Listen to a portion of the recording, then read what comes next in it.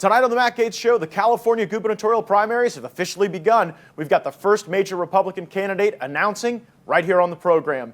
Plus, the Big Apple is in big trouble as a new fight brews over whether the New York governor should remove New York City Mayor Eric Adams. Plus, floods in Kentucky have proven deadly. We've got all the latest, and President Trump has signed an executive order making IVF cheaper for all Americans. All that and more next on the Matt Gaetz Show. Let's do this.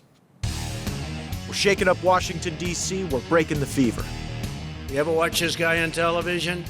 It's like a machine. He's great. Matt Gaetz. Can a law and order Republican sheriff really get elected governor of California? Riverside County Sheriff Chad Bianco thinks so, and he's announced that he's seeking the Golden State's top post. Chad Bianco was elected Riverside Sheriff in 2018 and subsequently re-elected. He stands as a prominent figure in law enforcement, known for his forthright leadership style, strong support for public safety, and opposition to illegal immigration that has overrun California.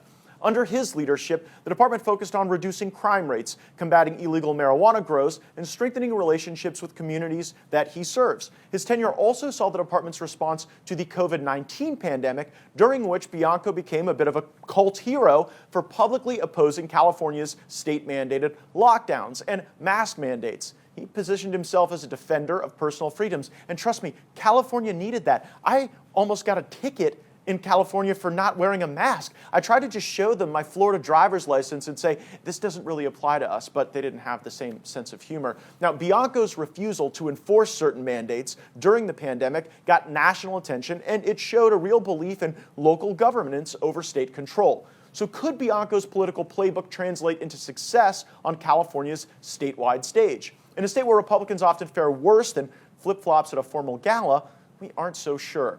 Bianco defeated the incumbent, Stan Sniff, with 57% of the vote in Riverside County. Beating an incumbent's never easy, and this is an area that leaned a little conservative but has been purple in recent years. In the 2022 election, Bianco secured nearly 60% of the vote, outperforming several statewide Republican candidates who failed to even break 40%. Now, what's striking here is that Riverside County voted for Joe Biden in the 2020 presidential election, 53% to Trump's 45%. That suggests that Bianco is very successful at garnering support from non-Republican voters. This crossover appeal distinguishes him from typical Republican candidates who often fail to resonate beyond their base in California. So if Bianco can replicate his formula statewide, could he defy history? California is essentially a Democrat fortress. For Republicans, California is the electoral equivalent of swimming upstream with lead boots on. The Golden State is glittering with progressivism, they love their kale smoothies, and it poses a nearly insurmountable challenge for any GOP hopeful dreaming of a statewide electoral victory. California wasn't always a blue monolith. The state elected Republicans like Ronald Reagan, Pete Wilson, and Arnold Schwarzenegger. But those days seem as distant as a Blockbuster store. Republicans face grim odds, and the numbers are really as challenging as a horror movie in some cases. As of 2023, registered Democrats outnumbered Republicans by a margin of nearly 2-1. According to the California Secretary of State, Democrats make up about 47% of registered voters, while Republicans are at about 24%. No Republican has won a U.S. Senate seat in California since the aforementioned Pete Wilson in 1988. So let that sink in. 1988, George H.W. Bush was president, and people were still dancing to Michael Jackson's Bad. California's demographics are as diverse as its traffic jams. The Latino population is about 40% of the state. It leans Democratic, or at least it has. President Trump has shown recently he's only down 2 points with Latinos, so that could really be an updraft for Bianco's prospects. Also, Asian Americans make about 15%. They've trended blue historically, but may be coming back our way. And African Americans, about 6% of the population, are typically a reliable Democrat constituency, but they could be up for grabs too. Now, the Republican base, predominantly whiter, older voters residing in less populated areas. That alone won't be a winning coalition. It's got to grow.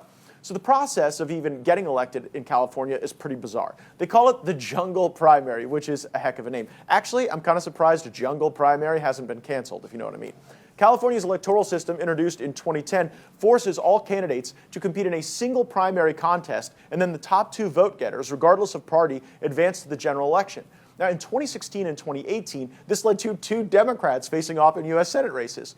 For Republicans, it's like training for a marathon, only to learn that the finish line has been moved to another planet. Arnold Schwarzenegger's 2003 gubernatorial win is a notable exception, but let's be real, he wasn't exactly your typical Republican. He had celebrity status, moderate stances, and there was the unique recall election circumstance. In a regular election cycle, not a recall, a Republican candidate would have a far more difficult prospect before them.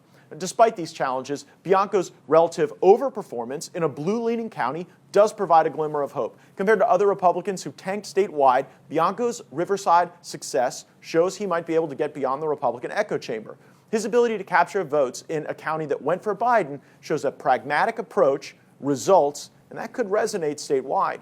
His stance on law enforcement could also prove advantageous. Rising concerns about crime in the major cities might make his tough-on-crime message more palatable. And if framed around community safety rather than partisan politics, Bianco could position himself as the successful law and order candidate for California governor. Joining us now is Sheriff of Riverside County and Republican candidate for Governor of California, Chad Bianco. Sheriff, thanks so much for coming on. Why do you want to be governor of the Golden State? Absolutely. Good morning. Thanks for having me here. Well, number one, it's plain and simple. California is failing. It's broken. Every aspect of California is broken, and it certainly isn't because of the people that live and work here. It's because of our government. And being in this position for so long and being in government for the last 6, banging my head against the wall in Sacramento, I realized that it's a complete lack of leadership there. It's a complete lack of direction, wrong direction, failing to listen to the people that we're supposed to serve. And I truly do believe that my leadership style, my ability to lead, will do wonders for the state of California. And I intend to bring California back to Californians rather than special interests. What do you think is the single worst decision that Governor Newsom has made in this cascading series of failures? The decision to run for governor. Everything that he has done since he's been in that position and really in government has been a very far left progressive agenda that is 100% political and special interest that has nothing to do with Californians or the people that we serve or with making California better. It's about getting more power. It's about the totalitarianism thing. It's the raising more money so they can spend more money and make more money. And we are not receiving any benefits from that. It's policies. It's the way it's who he caters to. It's who he surrounds himself with, and a complete lack of direction for Californians. So you mentioned earlier that you think that the faults are not the fault of the people of California, but the government. And I have to push back a little there, Sheriff, because you live in a state where Democrats outnumber Republicans by more than 20 percentage points, even after the COVID lockdowns, where this man locked you people in your homes. Now, I know you were a warrior for freedom and liberty during those bizarre times, but Gavin Newsom locked tens of millions of Californians down, and they still voted for him in the recall election. And so how do you plan to appeal to Democrats and independents who might be outside of your traditional Republican base?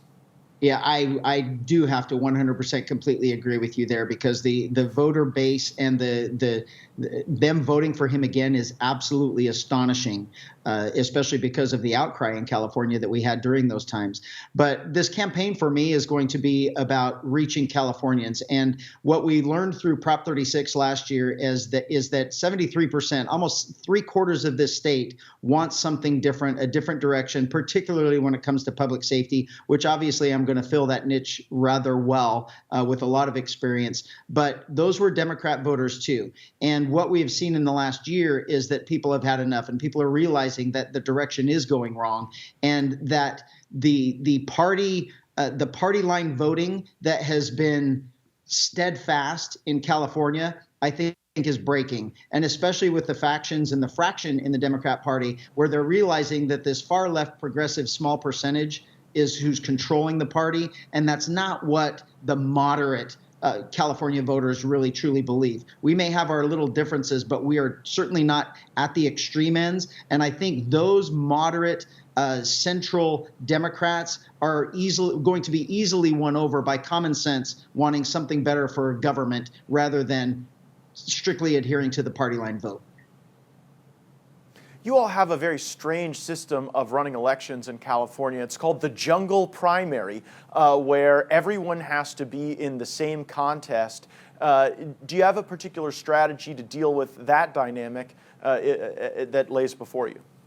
Honestly, for Republicans, it could be an easy primary, and I'm hoping that really with my ability to possibly, from all appearances and from a political perspective, I have the best chance of winning this election, even though it's a Republican base and it's going to be difficult. If there was a person that had a chance based on popularity and name recognition, it would be me. So I'm hoping that all Republicans can certainly get behind me, especially for this primary, which is a jungle. Let all the Democrats fight it out. And then we go to November with a common sense campaign of providing something different rather than the status quo. It's going to be difficult because we already have people on the sidelines that want to jump in. And I'm hoping that we get personal agendas out, and we truly do come together saying, how can we best make a difference and win this election? And once we win this election, this jungle primary has to be stopped, because all of these things, the mail-in votes, the no voter ID, the jungle primary, those are all designed by special interests for Democrats to make sure they win. And they came up with these things when they have super majorities. Of course, they're not going to change it. So we need to do it. We need to do it while we have the chance. So you're telling me there's a chance. It was a great line from the movie Dumb and Dumber.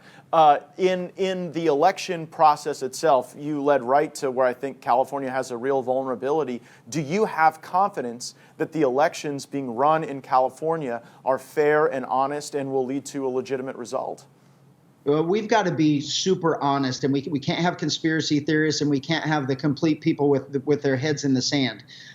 Based on how the system is set up with mail-in ballots and how the whole thing works, we absolutely know there is fraud. It is ripe for fraud, and we know it is happening. The problem from a law enforcement perspective, we've done many investigations. We find it, but the ability to prove in court and arrest these people is extremely difficult, and I think that's by design. So we have to get rid of that. Yes, there is fraud, and I will tell you, I will be borrowing President Trump's line for this whole campaign. We have to make it too big to rig.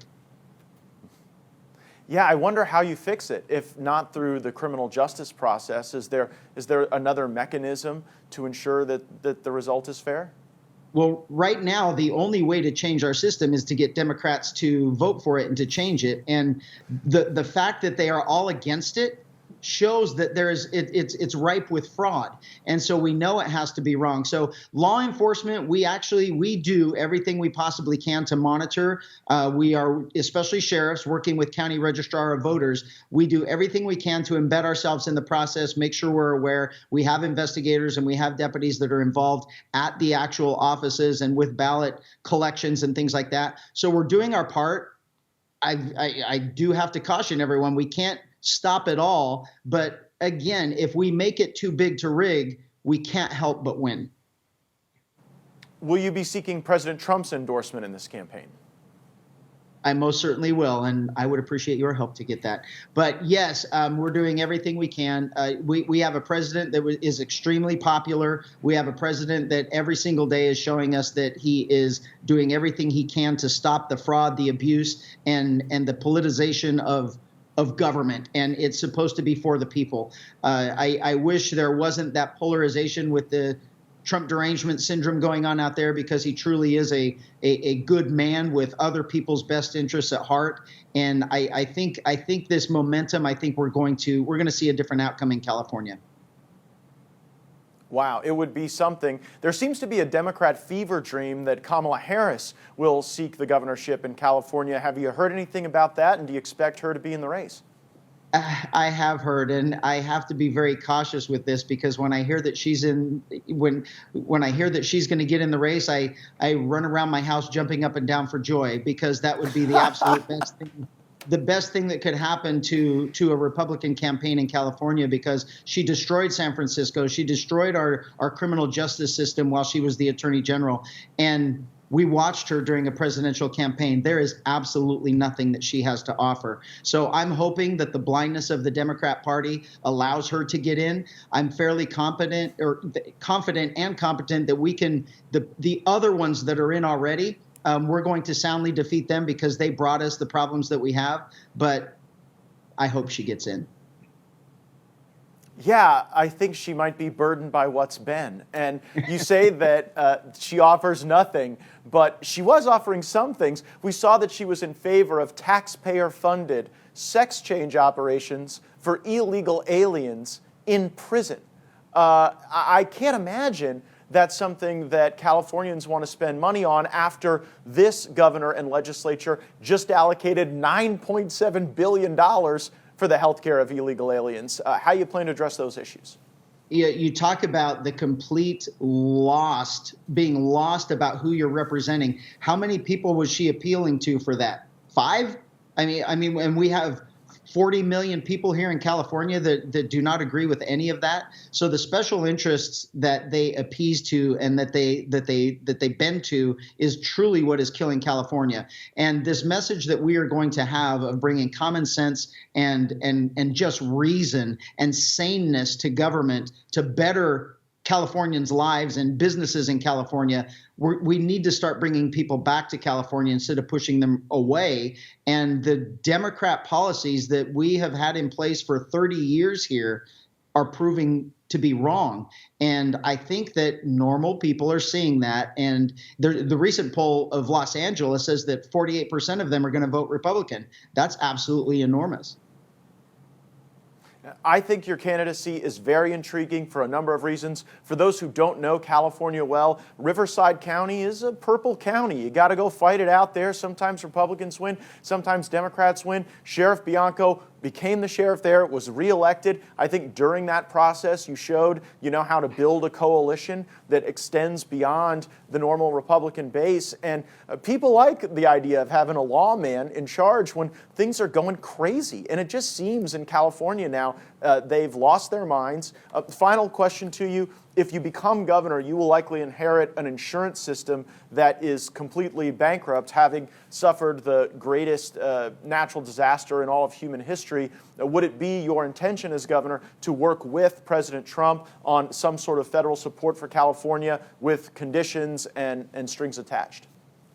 Absolutely. And with me as the governor, we wouldn't have to have the conditions because it's common sense why we got here. It's regulation that caused it to be here and to cause these fires. The insurance companies warned us that this was going to happen, which is why they pulled out. So the regulation for our firefighters and for our fire prevention is what caused this. The ridiculousness in our schools, all of those things have to stop. So the answer is 100% yes, but he's not going to have to come with me with conditions because those conditions will already be removed.